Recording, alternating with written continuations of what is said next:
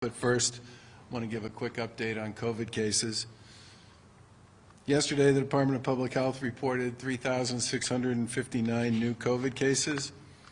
49,229 new molecular tests were reported, and over 10.5 million tests have been conducted in the Commonwealth. 2,259 patients are in the hospital being treated for COVID, and 431 of those are in the ICUs. As we've said before, after Thanksgiving, we saw a sharp increase in both new cases and hospitalizations. And these numbers continue to increase and are putting significant strain on our healthcare system as we hit the final stretch of this holiday season. We're obviously closely monitoring all the public health data to ensure that our healthcare system has the capacity to take care of COVID and non-COVID patients who need hospital-level care. Lieutenant Governor and I are on the call with hospitals several times a week. The command center and Secretary Sutters are on calls with them pretty much every day. Before Christmas, we announced new statewide restrictions to reduce mobility and promote more distancing. Since Saturday, those new capacity limits went into effect for all industries, and gathering sizes were lowered to 10 people inside and 25 people outside in all circumstances.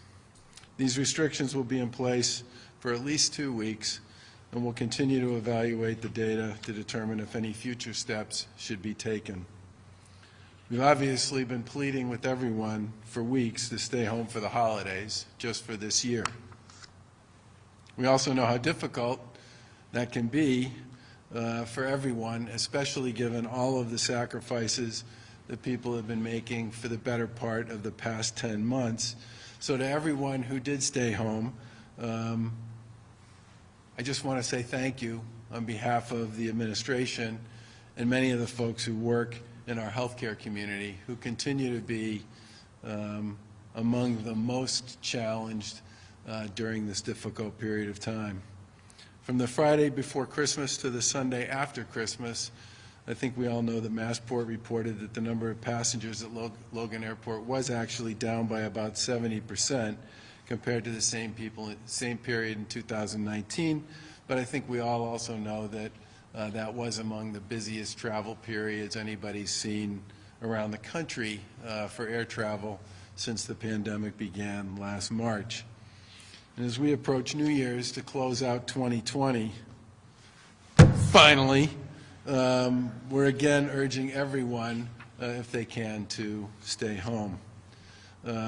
Please don't host big New Year's gatherings at your own home, and do try to spend the time with people you live with. And if you do anything, try to do it outside and make it brief, and follow the guidelines, wear a mask, be smart, and recognize and understand that in many respects, the fastest spread in this particular situation is going to be ones that involve informal circumstances and situations where people do let their guard down, don't wear a mask, and just assume that because they're with their friends or their neighbors, they can't catch it. That's exactly the kind of thing that creates significant spread and has been an enormous challenge for all of us for the past few months. And obviously, with vaccines just getting here and a slightly different outlook for the next year in front of us, it's particularly important that everybody not let their guard down and stay vigilant and stay engaged and basically follow through with respect to all of the rules and the guidance that's been issued over the course of the past 10 months or so. Now, on Monday, we talked about the fact that we started administering vaccines here in the Commonwealth to long-term care facilities. Those are being administered by teams from CVS and Walgreens to staff and residents through a state and federal partnership.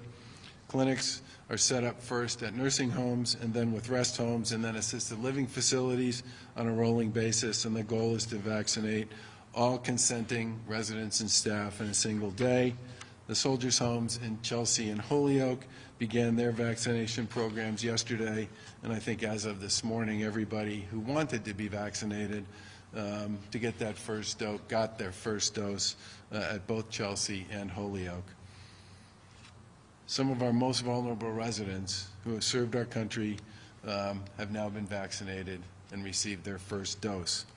It also gives us and their loved ones a sense of comfort and relief to know that they are one step closer to being immunized at this point in time. Another big statement about the fact that we do have brighter days ahead. All told, there will be over 50 vaccination clinics in long-term care facilities this week, and they'll vaccinate an estimated 20,000 individuals over that period of time. Clinics will continue to be launched on a rolling basis to distribute about 219,000 doses of the vaccine to all long-term care facilities over the next month. We're obviously incredibly grateful to the healthcare workers on the front lines of this effort and to the folks at CVS and Walgreens for their work on the ground to administer and manage this program.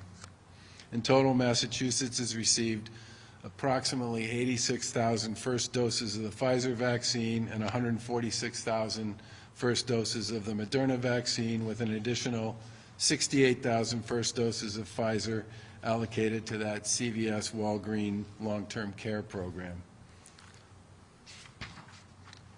388 sites across the Commonwealth have received vaccine shipments at this point.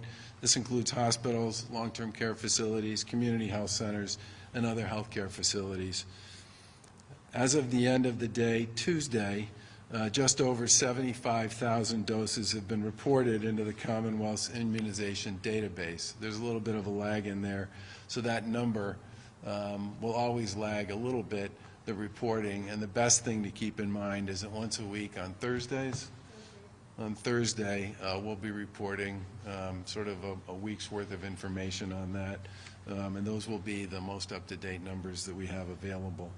Obviously, these numbers will continue to climb as more vaccinations take place at the long-term care facilities and across our healthcare system.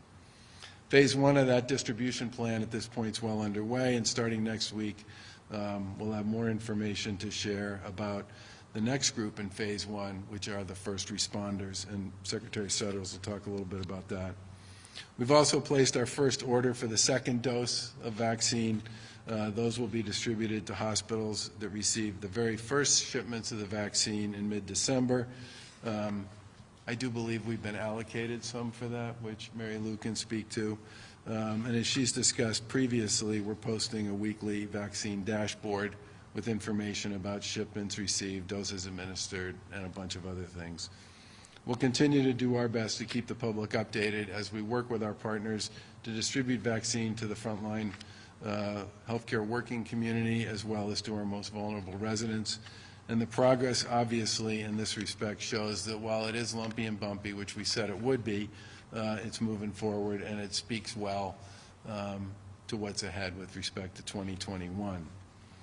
Once again, I just want to close by saying that I know what tomorrow night is. It's New Year's Eve. And I know that the start of the new year for all of us is a chance to breathe a deep sigh of relief.